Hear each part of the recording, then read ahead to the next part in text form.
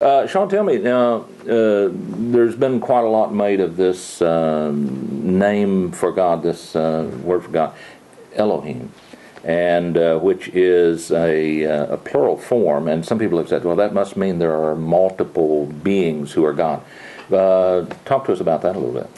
Okay, there are certain Hebrew words, and these words have plural endings, but they don't necessarily have plural meanings. And to use an English example, we can talk about the word news. Mm-hmm. News is a singular as well as could be a plural, but just because it has an S ending doesn't mean that we automatically assume that. So it is in Hebrew, the word for face, panim, also has a plural ending, but it is a singular word. And same thing with heaven and water, mayim and hashemayim, or shemayim. So the idea of it having a plural ending doesn't necessitate a plural meaning. And besides, if Elohim did mean God in a plural sense, the plural of God is not a tripersonal God, but gods. Yes, yeah. And that's polytheism. Yes. Right? And so okay.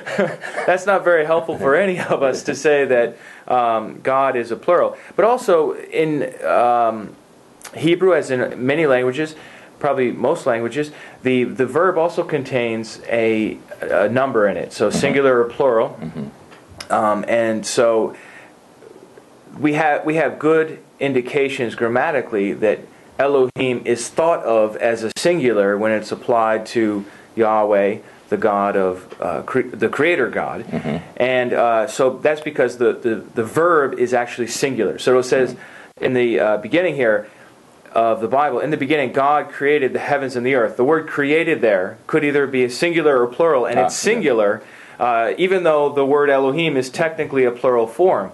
But here it has a singular meaning, and that's why every single Bible translation under the sun says God instead of gods for Elohim. Yes, I see. And so this is not something that we discovered on our own. This is something that's readily accessible if you check mainstream commentaries, or, for example, I looked it up in the Wycliffe Dictionary of Theology, and they say it's the plural of plenitude, and that's the idea that God is so magnificent, so majestic, so powerful, that you give him a plural form for the word God, but it has a singular meaning.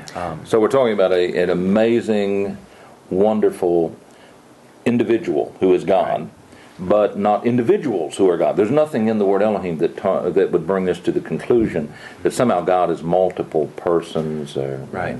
I think with Elohim we have two options, and these are the two options the translators use. Either translate it God or gods.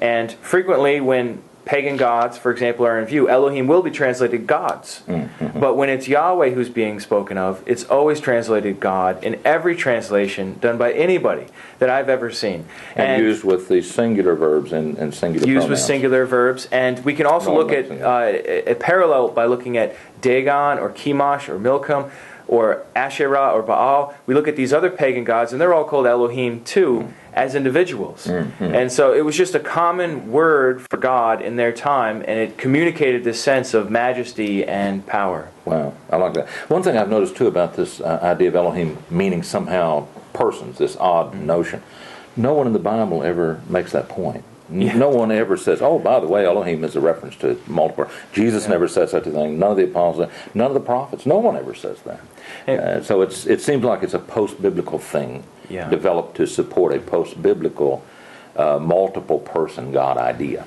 It's interesting, too, from a strict Trinitarian mindset, the idea is that there's supposed to be three persons in one God. And so if we make God plural, that ruins the Trinity anyhow. So it's not really helpful to anyone. It just doesn't work. Very good. Well, I appreciate that thought. That's good. And again, it's like most things. It's not that hard.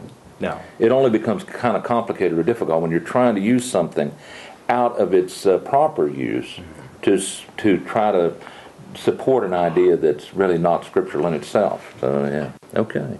Yeah, thanks so much for that thought.